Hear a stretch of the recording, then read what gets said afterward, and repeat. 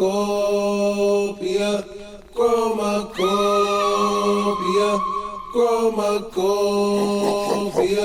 Chromakopia opened with a warning, not a loud one, not some crashing sound. The album begins with a mask, not a discuss, but a declaration. Synth Chroma opened the album by laying out its entire framework. It introduces Synth Chroma, the character on the cover. He plays a bigger role. He represents the whole idea. Freer, more daring version of Tyler, an unfiltered vessel for everything Tyler never felt safe enough to express. The way he dresses, the way he compares, the way he speaks, and through the voice of his mother, we understand the source of that fire. You are the light. It's not on you, it's in you. The first thing you hear isn't Tyler, it's Benita. This is Tyler, 34, returning to the center. Not just the center of his artistry, but of himself. Synth Chroma is the thesis. It's not flashy, no beat drop, no chaos, just light.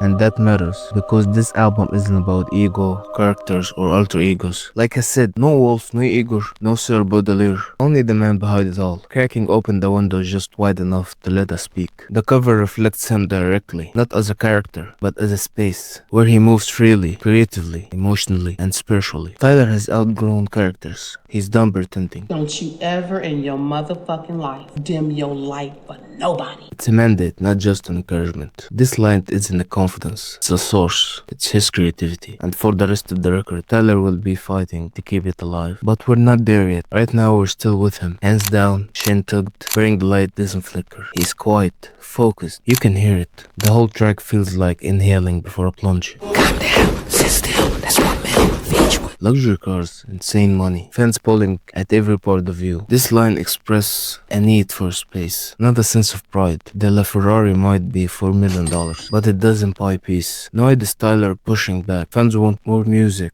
more appearance, more content. Tyler just wants air. The tension is right there. The pressure to stay lit versus the need to breathe. Chromakopia exists in that pull. The pressure goes even deeper on Thoreau's Dead. Tyler talks about legacy, mortality, the feeling of being erased, a song that reads like a panic attack, with a perfect color correction. If Noid is Tyler hiding in a plain sight, Sorrow with Dead is him wondering if that sight even matters. But Chromakopia doesn't sit in the dark for long. It flickers back to hope, echoed by a one woman, a memory. Pharrell Williams, one speech, one shift. He said I could do it too. More than I believe him. I built the path to freedom, cause in words that he said, give a fuck about tradition, stop impressing the dead. Tradition is just peer pressure from dead people. Pharrell said it. That advice broke the loop, made him rethink every chorus, every outfit, every beat. It's not about following the blueprint, it's about burning it. Firecracker and I'm ready to blow. Don't fire me up, I lose control. That line from 2015 read like a prophecy. Chromakopia is that moment. It comes true. A literal one too. At the end of Synth Chroma teaser, a shipping container blows open in color. Saturation spikes. The words turned hyper-real. The man Tyler guided into the container, all dressed the same. Imitations, copy, the explosion, that's chroma, that's intensity. That's Tyler blowing up the imitation to return to what matters. And what matters, the light. It's not on you, it's in you. And Tyler finally lit it out. Can you feel that light inside? Can you feel that fire? From the jump, Synth Chroma sets the tone in both sound and message. Tyler's asking if you're still inspired, if you still believe in your own voice, and if you don't, why? This track leads into Noid. That's where the mask cracks, the color dims, the paranoia steps in. But what happens when that light hits pressure? What happens when everyone around you starts demanding what's inside you? That's where we go next. Tyler lifts his head, he exhales, and when the curtain opens again, it's not with grace, it's with gunfire. It's with Rah Tah Tah. She ain't never met no one who talk like that. And if you hang up on a nigga, bitch, I call right back. Yeah. The mask is on, the light is burning. Bonita told them to never dim it. Pharrell told them to make it undeniable. Tyler took both literally. From the first second of Synth Chroma, he builds himself up as a vessel. It's something he is. That shift from seeking validation to owning it is the start of Chromakopia. But light can't exist without heat. And once you spark it, you risk setting everything around you on fire. The passion isn't sorrow anymore. The calm clarity from his mother's words gets drowned out by engine roars and unfiltered bravado. Rah Tah Tah doesn't just reference to a LaFerrari, it sounds like one. The gas pedal is a trigger. The Rah Tah Tah is an exhaust note for freedom turned reckless. But still him. Synth chroma, masked, manic, cocky, the man with a 4 mil Ferrari, who double barks it just to hear the city moon. The jokes are layered, sometimes literally. Grip so damn big, I need a diaper and a Civic. He's bragging but infantilizing himself at the same time. A millionaire in a mansion is still leaning into wordplay that sounds like a playground diss. This is less about ego and more about hiding something. The aggression gets thicker. He calls for a prayer not out of reverence, but power. You better put them palms together, bitch, I really see you. Religion becomes another aesthetic, something to play with, something to rebel against. We saw this earlier, how religious traditions can suffocate on Take Your Mask Off. He confronts them directly. Here he's just mocking them. Sexual bars push boundaries again. Five-face seat box muncher. It's crude, but it's also intentional. Tyler's reversing the gaze. He's not trying to look tough. He says it himself. I'm like, baby, please, I ain't tough. I just thumbs up, like I'm scrolling feed. He performs masculinity, the way you perform anything online. Passive, detached. Softness is a pose, and he's tired of pretending. That's where things shift. Never tell them niggas or those women till you breathe at. He lets go of the joke and smirk. This is Tyler in a state of paranoia, not performance. The verse slows down. He pauses to correct himself, referring to the woman with respect. A small gesture, but important. Especially from someone who used to throw around bitch and whore like a filler. He's aware of his past. He's not hiding it, but he's trying to revert. And just as he says, You're really bummed. it cuts. Mid-sentence, mid-thought, mid-breath. He's done talking to you. Now he's talking about you. You asked him to open up. You asked for honesty. But what happens when honesty becomes surveillance? Are you listening or are you tracking? Let's find out in Noid.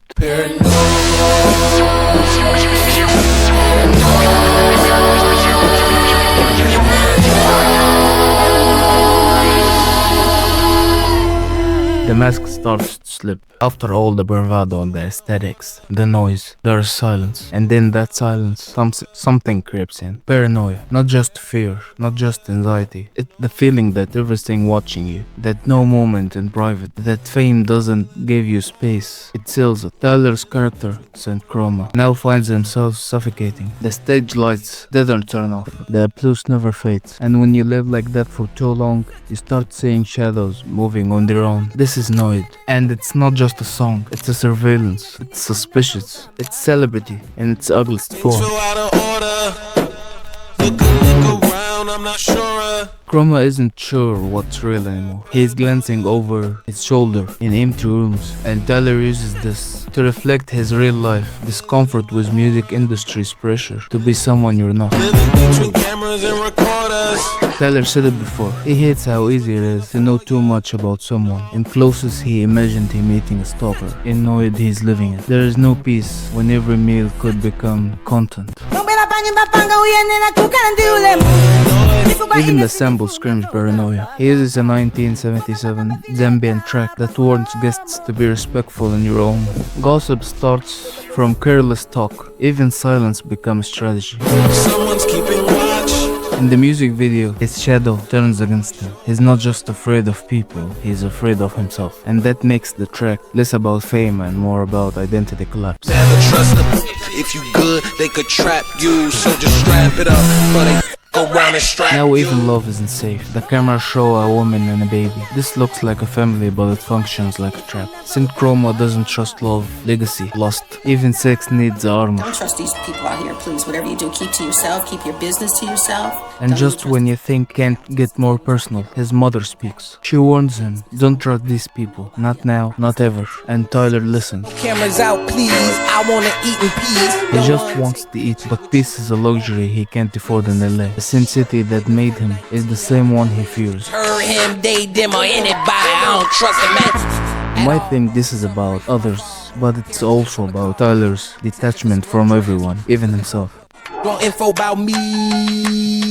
Every second someone's refreshing his name. Me sounds like a phone buzzing. Every ping is another violation. Watch your surroundings. That's how kids cross the street. That's how Tyler navigates life. Looking both ways, then again, then again. By the end of Noid, Saint Chroma isn't just paranoid. He's isolated, suspicious, burned, and that's a setup for what comes next. Because when you can't trust anyone, what do you become? Reckless, or a villain, or even a god? The next track doesn't bring grief. What kind of person grows from this level of fear? He's been running. Saint Chroma has been looking over his shoulder for too long. Paranoia took the driver's seat. Every glance, camera, person felt like a threat. And the worst part, he couldn't prove any of it. The shadow on the wall, the eyes behind the blinds, the strangers who seemed to know too much. He lost faith in privacy, in safety, in people. Not even love was exempt. Not even his mother's voice would calm the buzzing in his ears. He saw traps in affection, death in doorbell, silence in the places where joy used to live. But even in the thick of it, even at the height of panic, there was still her. She stayed, not because he made it easy, but because she saw the version of himself that still wanted to trust, feel, to love. Darling, I isn't a confession. It's an apology, a white flag. It's what happens when Saint Chroma stops running from just a second and remembers who he used to be. Before the fear, the noise, the cameras. It's not peace, but it's the first time he is facing someone instead of fleeing. After Noid, where he questioned everything, Darling, I is the first time he questions himself. Darling, I keep falling in love. The tempo slows. It's not a confession, it's a confrontation with himself. Tyler's not rapping to his darling. He's arguing with the mirror. He's testing out the word he is too scared to mean. And Bonita Smith sets the terms from the first Whatever thing. you do, don't ever tell no you love her. If you don't mean it, don't tell us. Not don't say it, just don't lie. That's the weight of this track. It's not about love, it's about what love requires. Tyler's trapped between two instincts. He wants to be free, he wants to feel complete. But every time love gets close, he slips. Darling, I keep falling in love. He is with you, but his mind's already wandering. His heart cheats before his body does. And what's worse, he admits it. This feels like squall to Igor. Same cycle, same restlessness, same split between desire and detachment. Except now, he is not blaming anyone. This time, he is taking the fall. I can't sound the dynamite. It explores marriage as a symbol of finality and lasting commitment. He is bringing himself to choose just one feeling and stick with it. And just like he switches emotions, he switches cars. I drive my Beamer in the summer when I'm ready to drift. La Ferrari handle better and it's pretty as shit. Every car is different. Every person is too. He is not choosing the best. He is moving within the fall range, not chasing perfection. That's the tension. He wants the joy, variety, and the security of commitment. He wants the freedom to leave and someone to come home. I let this good old. I hit the gold mine. I'm thinking new crib. I'm thinking 2 kids. This sounds stable. It sounds happy. But the next second, he is gone again. Because even when he finds what he thinks he wants, he questions if it's enough. Nobody could fulfill me like this music does. So I'll be lonely with these Grammys when it's all said and done. Come on. This is the trade-off. Success feeds him, but it doesn't hold him. He chose the music, and it came with silence. Even in a room full of plugs, he is alone.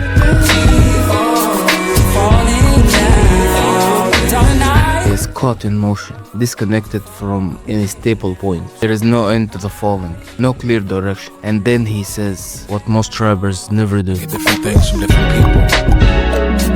And I want you to explore too. This comes from generosity, not control. He tells his partner to do what he is doing. Feel, learn, leave, and return. Monogamy, that's not for me. But not like others. He is not building a harem. He's letting go of ownership. He says, you are not mine, I'm not yours, but we can still love. This is not new magic wand. It's not I want 100 of your time. He is done trying to force people to stay. He's finally letting them choose. The final voice you hear isn't Tyler, it's Bonita. Transparency is key.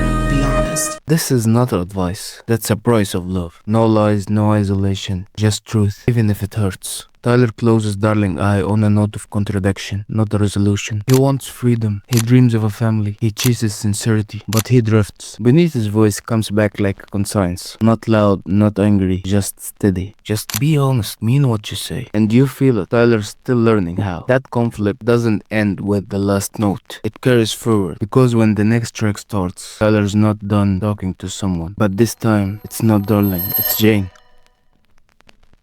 Hey Jane, we got the news and I ain't know what to do. I didn't panic, I was comforting you. Tyler ends Darling I trying to convince himself that love is enough. It's sentimental, reflective, slightly naive, but it's not long for real life interrupts the ideal. Because love, when tasted, stops being abstract. It becomes decisions, mistakes, and sometimes consequence. The last voice we heard in Darling I opens the next one too. Always, always, always wear a. She's not angry or judgmental, she's just processing, like Tyler, like Jane. This is the type of news you're not ready for. An unexpected pregnancy, a shift in reality, and Tyler has to ride through the wreckage. This time it's not love letter, it's a letter of shock, of apology, of fear. Jane, we got the news and I ain't know what to do. I didn't panic, I was comforting you. He tries to frame himself as a calm, supportive, ready, but you can hear the denial under it. He's crumbling, he starts complaining her long legs, her good face, their matching trauma. And we could both relate to the fact that our dad's He gone. reaches for connection in broken places. The absence of fathers, the idea that maybe their child could break the cycle, even if neither of them is ready. But this isn't just about him. He switches voices. Now Jane speaks. Hey T, we got the news and I forgot how to breathe. He panicked. He comforted her. The same moment, two versions, but same way. I was 24 when... Look, I don't wanna go through that experience again. This isn't her first time. The pain isn't theoretical. She's lived it before. Now the question isn't what happened, it's what now. I said I wouldn't do this again. It's a lose if I lose, little bro, in the end. She doesn't fear the outcome. She fears the aftermath. Losing the baby, losing him, losing herself. I've been losing myself, it ain't no one to defend me. I got a mini version of myself living in me. She's raw, conflicted, carrying a life and carrying a weight. And Tyler just trying to hold it all together. Trying not to project, trying to say the right thing. No pressure. But we know that's a lie. There is always a pressure, especially when the stakes are permanent. Hygiene is a conversation most people avoid. Tyler doesn't. He writes it down, sings through it, cries through it. From Darling I to Hygiene, the fantasy of love collapses. And something more complicated starts to grow in its place. Then comes I Killed You. The silence break. The fantasy didn't survive. The relationship didn't survive. Someone left, someone stayed, someone bled. What was once fear in Hygiene becomes a guilt and I killed you. Emotional murder, but not with violence, but with distance, withdrawal, coldness. Tyler takes full control without needing to explain. The fallout begins. I gotta work, I gotta eat. If they see you on top of me, I gotta leave, which I killed you. Hygiene ends with a question. Can love survive pressure? Can people survive choices? I Killed You answers with a score. The song opened like a continuation. Same voice, same burden, but the grave mutate. Where Hygiene mourned a decision, I Killed You mourns identity. Tyler shifts the lens. It's no longer just about a lost child. It's about something deeper he has lost over time. His heritage, himself. Here becomes a metaphor for history, rebellion, compromise, survival. You do blow out, go round and round. The 3-6 way. It's an exhausting cycle, chasing acceptability, managing texture, sacrificing roots. Double meaning runs through every line. No finding out, a couple knots was a map. We escaping them routes right on the scalp. Braids weren't always a fashion. They were survival, escapes, directions in the dark. Tyler feels disconnected from that power, trapped by it, resentful of expectation to carry it. How we used to pick you, cause you was a simple bear. Hair was once a crown, now it feels like a burden. He doesn't know whether to wear it with pride or erase it with chemical. Therefore, bitch, I killed you. A brutal line. He confesses not only to chemically straightening, burning, and cutting his hair, but spiritually killing parts of himself to be palatable. Type 3 is a type 4. Becomes a question of value, of image, of erasure, and yet, in the end, Talking about my heritage, I could never kid. that's the shift, the twist, the real confession. He may try to conform, he may fail to love all parts of himself, but deep down, he knows his roots still live. Childish Gambino enters, soft and damaged. Be to Jane, to the child, to his hair, to his heritage, to himself. The apology is universal, and the album moves forward with something new. Remorse that doesn't want redemption, just honesty. What happens when the killer misses what he killed? Cause I don't judge Judy. You just watch the man grave a culture and ask forgiveness for killing it. Then the next scene begins. A softer light. A girl. Her name is Judy. At first, it feels like joy. They dance, they make sweets, they live without shame. She likes foot massages, she's her, she's free. And Tyler loved that. He doesn't judge, not her kinks, not her past, not even her body count. And that line from Dogtooth comes back. I don't want nothing in return. He is still that guy, still giving, still proud of loving her out loud. This isn't a one-night thing they build upon. He respected her freedom. She let him in, then everything stops. She wrote me a letter. Same structure as Hey Jane, same phrase, no pressure, same tone, but this time it ends in death.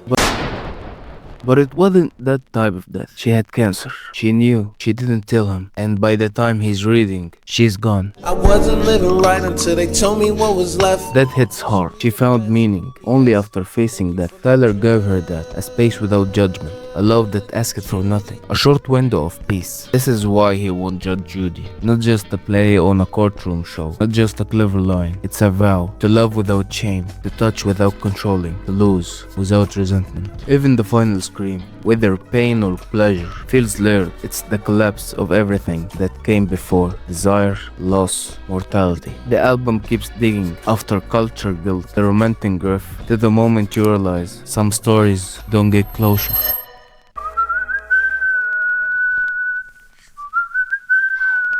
Sticky Folds are the multifaceted exploration of Tyler's self-confidence, sexuality, and the messy consequence of fame and relationships. It feels like a simple song and more like a layered scene in an ongoing narrative. See, I'm a West Side from the zone. This line sets tone for the track's exploration of Tyler's identity. It's not just claim of where he's from, but an acknowledgement of the environments that shaped him. Whether referencing the West LA sex scene or his connection to the gang culture around Hawthorne, Tyler roots his experience in a space full of contradictions, both freedom and danger.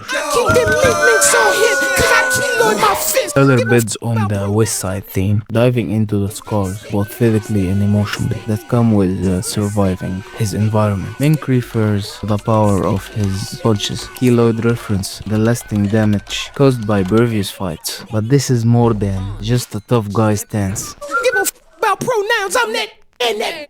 Tyler challenges the constraints of labels and societal expectations. The line connects to his past statements on gender and sexuality, underscoring a rejection of categorization. Here, he embraces his fluidity, not just sexually, but in every facet of his identity. This connection to freedom of expression links directly to the line about being a West Side kid, a life where defense and freedom go hand in hand. These trying to scrap the foot, I'm nooking if you booking. The line breaks the energy of readiness, a preparation for conflict that mirrors the emotional stack of the entire song. Lorella's verse continues with the aggression, with a palpable tension, as if she is daring anyone to challenge her. Knocking if you're bucking is both a literal threat and a metaphor for glow, willingness to face whatever is coming her way. Dripping condensation, got a whisper conversations. The imagery shifts again here, turning the scene steamy and secretive. Condensation suggests a moment of intimacy and secrecy, where everything feels close. Whisper conversations heightens the intimacy of the moment. It's not just about what's being said, about how it's being said, implying that these words are heavy, meant for the only few who need to hear them. Allergies to bum.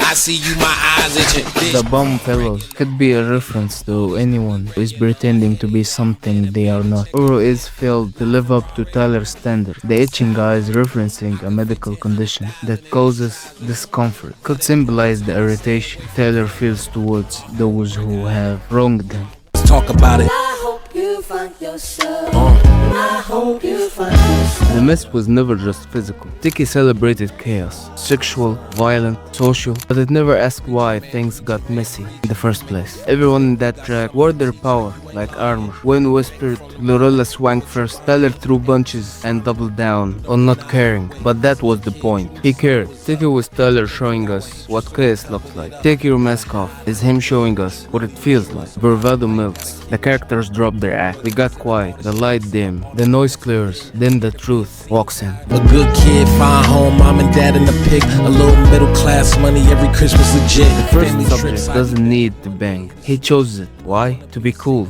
to be feared. He puts on the uniform, tattoos, walk, talk, but it's not who he is. This is a direct observation, not a confrontation. Tyler saying this persona is a mask, worn for attention, not for survival. The real violence, it's internal. A boy pretending to be hard because soft doesn't sell. Ain't too fond of them. You don't deny it. Wait, since a kid you knew something was up. This one cuts deeper. A preacher devoted to God, preaching hate, hiding shame. The verse paints him clearly. He quotes scripture while secretly sleeping with men. Religious guilt bleeds into repression. Tyler doesn't moralize, he exposes. Half of LGBTQ plus religious adults report conflict between faith and identity. Tyler knows that tension. He's lived it. In Garden Shade, he cracked the closet open. Here, he throws the door off. Mama, your first name, that last one got changed. This one feels quiet, but it's loud. It's about identity. What happens when women's entire self gets swallowed by motherhood? She doesn't dream anymore. She wipes mouth, bland dinner, fake smile. Her husband works, she stays. Tyler frames her exhaustion without pity. She isn't lazy or weak, she's trapped. She gave up her name, her body, her time. Now the mask is a mascara and the tight schedule. Boy, you selfish as that's really why you scared of being a parent. Boy, Camera turns. Tyler's mask cracks. He said it before. He doesn't want kids. But here's the why. Not because of the world, not because of he is misunderstood. Because he is selfish. It's honest, brutally so. Every other verse was about how people hide. This one is about what Tyler hides from himself. And I hope you found yourself. And I hope you found yourself. I hope you take your mask off. The line repeated 3 times. No hook, no beat switch, just him pleading. This isn't just about the preacher or the thug or the tired mother. It's for you, the listener. You who play rules. You who bend for approval. You who smile when you want to scream. Take your mask off, because Tyler just did. I'm getting old and I need a grandchild. Please, you know that? Just one, please. All I need is one. After telling everyone else to take their mask off, the gangster, the preacher, the mother, Tyler ends up face to face with his own reflection. He admits it. He's scared to become a parent, not because of time, money, or love, because of selfishness. And the truth, that mask didn't come off easy, but once it's off, you can't pretend anymore. And that's where tomorrow begins. Not with Tyler's voice, but his mother's. A voicemail. No metaphors, no filters. She just wants a grandparent, and that pressure hits different. When you have already admitted you are not ready for that, it reflects the fear of losing yourself beneath rules like partner or parent, or watching your dream root under responsibility. He is 34. His mother's hands are edging, and there is no hiding that behind beats or visuals. You can sense the internal tug of war between who Tyler is and who everyone wants him to become. Tomorrow using the idea of having kids to explore procrastination as a way of coping, pushing the fear to tomorrow, pushing the responsibility, pushing the pain, pushing honesty, keep pushing until maybe it doesn't catch up, but it always does. And that's why the energy on this song feels off, like someone smiling through tears. It's not ego level, pitched vocals, it's real voice, real tone, real conflict. When he says that version of T that you knew was a memory, he means it. This isn't the golf one kid, this isn't Igor in the suit. This is a man stuck between pressure and peace, trying to figure out if growing up means letting go or holding on tighter to the self that makes him feel alive. And while the world's watching, he's asking the question out loud: can I put the mask down without putting my dreams down too? And that question, that hesitation, hangs in the air as we move to the next chapter.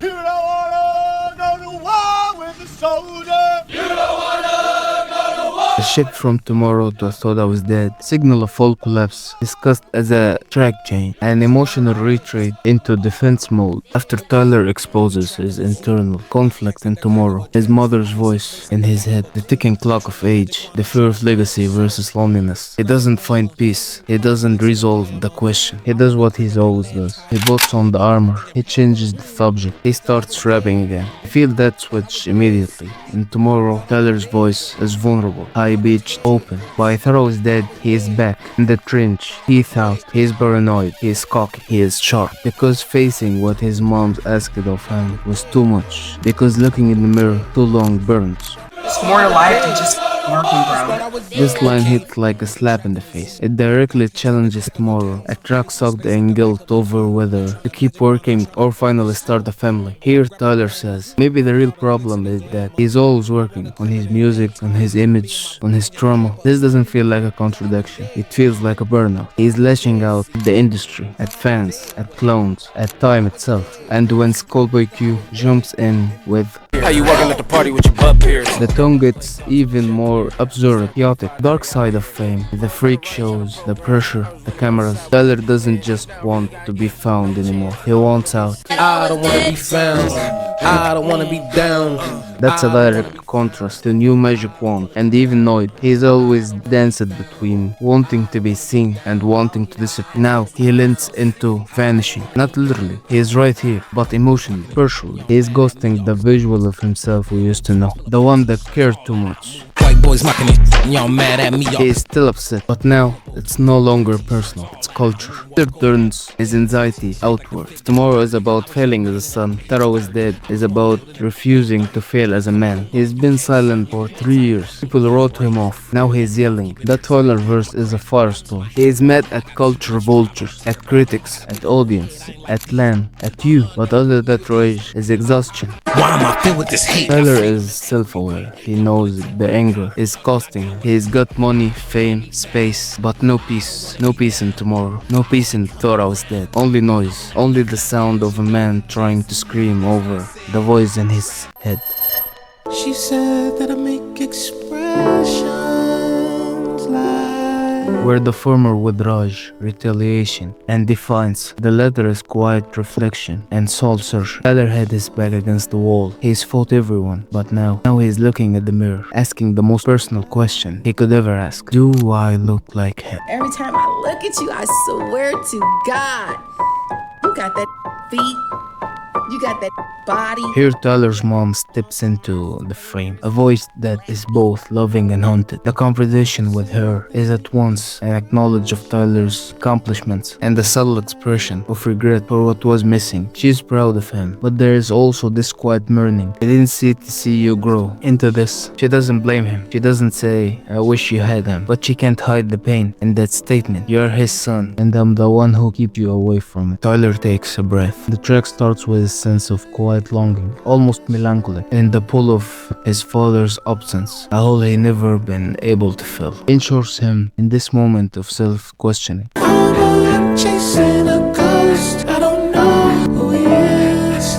The ghost is his father, an absence that Tyler is always running after. This line echoes answer from Wolf, a track where Tyler confronted his father's absence, but still desired the connection. And like him, there is a hint of resentment, but there is no longer a desire for reconciliation. Tyler's constantly chasing a version of himself, shaped by someone who was never there. But even as he chases, he realizes he can't catch the ghost. He is chasing a version of himself that doesn't exist, one that's half filled with grief and waters.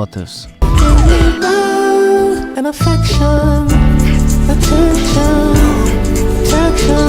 Here Tyler's mother's essence becomes more profound. She gave him everything his father never could, and for that he doesn't feel incomplete. Yet the hollow pieces are real, and Tyler can't ignore them. This desire of love, for affection, for protection, isn't just about his mom. This is his desire for all of those things he never got from his father. It's the void that he has been trying to fill with success, fame, and relationship. Yet despite all the external validation, there is a feeling that remains. What if it wasn't enough? I would never judge you, 'cause everything. This is Tyler coming full circle. He's found himself, and in the process, Tyler rejects the narrative that he is missing something. Even though the question still lingers, he doesn't need the person who wasn't there. This thematic arc mirrors what he said on Answer, that despite his resentment, there was still a part of him that wanted answers, that wanted a relationship. Now he has gone past that. The ambition, the desire of success was more than just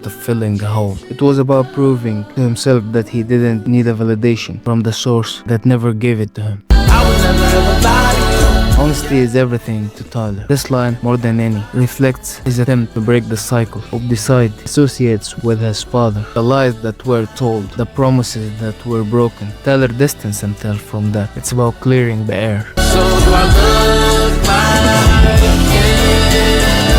This is where Tyler confronts the mirror. The repetition of the question reveals the complexity of his identity. Who is he without his father's presence? He has the physical traits, but does he have the soul, the spirit? He's been trying to reject the nation that he is like his father. He's fought for that individuality, and yet here he is, asking the question aloud. The answer doesn't come easily. It's not a clear-cut no. There is a lingering maybe. Tyler is forced to confront the things he can't escape, the blood that runs through him, the things he will never shade. The final moment ties the entire song together. Tyler's questions about identity and his own shortcomings were not just born from his father's absence, but from his mother's own regrets. The disjointed nature of Tyler's relationship with both of them mirrors beneath his struggles with self-trust. She didn't want to admit it before, but now she has. The truth is out.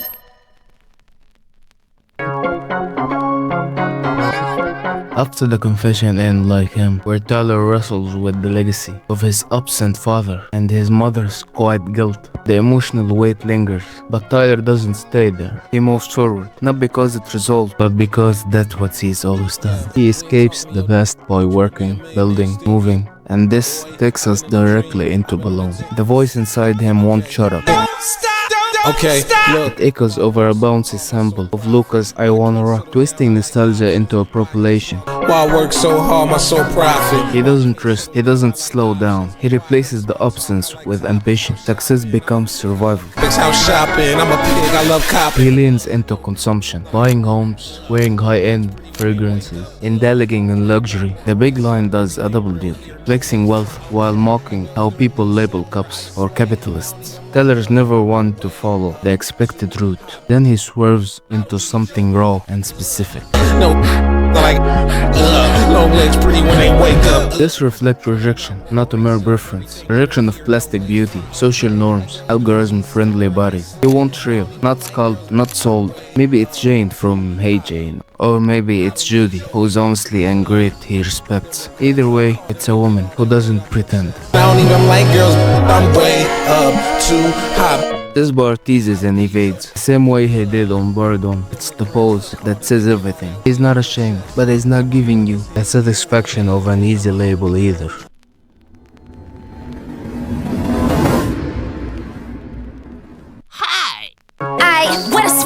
Swamp ties back her identity on her 2024 album Alligator Bites Never Heals. She owns her environment, even if it's murky, and she is not just visiting this track, she is seizing it. But I need that now. Though she refuses to be boxed in, her sexuality isn't for your consumption. It's active, immediate, on her terms. If he is, then I am, and we are now. The line flips identity politics into satire, a celebration in the critique. They are not trying to be anything, just are. The callback to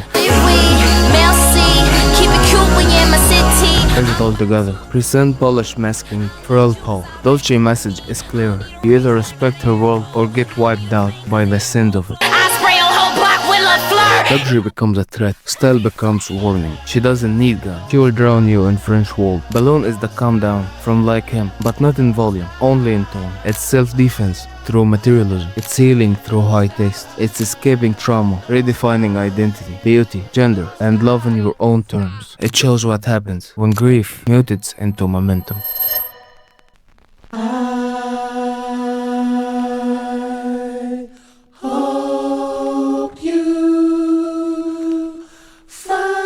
As the closing chapter of Chromakopia, I found Your Way Home closes the project with a resolution and a quiet reflection. This track unfolds like the final scene in a deeply personal film, bringing us a full circle from where we began in Saint Chroma. It functions as an emotional landing, answering the core questions rising across the album. What does it mean to be lost? And what does it take to find your way back?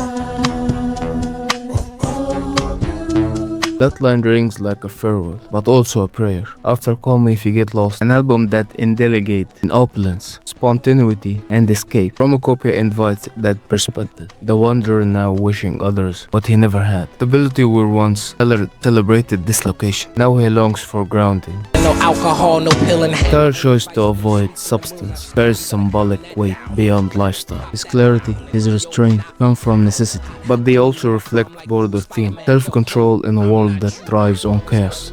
Almost had a mini me, I wasn't ready, and she wanted it with me. Here Tyler directly references to events in Hey Jane, offering emotional closure. We see the aftermath. He was on the age of fatherhood, only to back away, haunted by a past relationship that didn't survive the pressures of young parenthood. Of confetti, a word often used to symbolize celebration, highlights the loss, the silence, the heartbreak. This was one of Tyler's most vulnerable admissions on the album. See, that's my interest, so as of now, raising a child is not on my wish He list. admits that he is too selfish right now to raise a child, but even that selfishness is something he critiques in himself. His use of a word contradiction might not only point at his own behavior, but also hint at a larger thematic idea running through Chromakopia, duality, that he can be both, the safety net and the bitch. Speaks to an identity fractured by aware, someone reckoning with a multiplicity instead of running from it. Maybe I should before I'm too old and washed up like dishes. Time becomes a looming shadow, where the youth once felt endless. Tyler now counts the years. It's a subtle shift from fear of fatherhood to fear of missing chance entirely. It places us in an emotional limbo that carries perfectly into the final note of the song. And in its softness, Tyler's mother, Bonita, offers her blessing. Proud of you. I'm proud of you, bro. She's been the spiritual thread across the entire album. Her words, both the launchpad and the anchor. Bonita's voice echoes what she said at the beginning of the album. You are the light. It's not on you, it's in you. Don't you ever in your mother life dim your light for nobody. And now, at the Do end, your thing. Just keep shining. these spokens create a loop, emotionally, musically, spiritually. The Chromakopia chant loops back, turning closure into a new beginning. It mirrors Igor's psychological design, but with a different intent. In Igor, it was about his inability to let go. So when you hear the album's not closing, it's reopening. It's calling you back to start again, but with new eyes. Each loop carries more weight, more understanding. I hope you find your way home is both farewell and welcome, echo and origin. Tyler's journey isn't about finding a destination. It's about learning how to keep walking.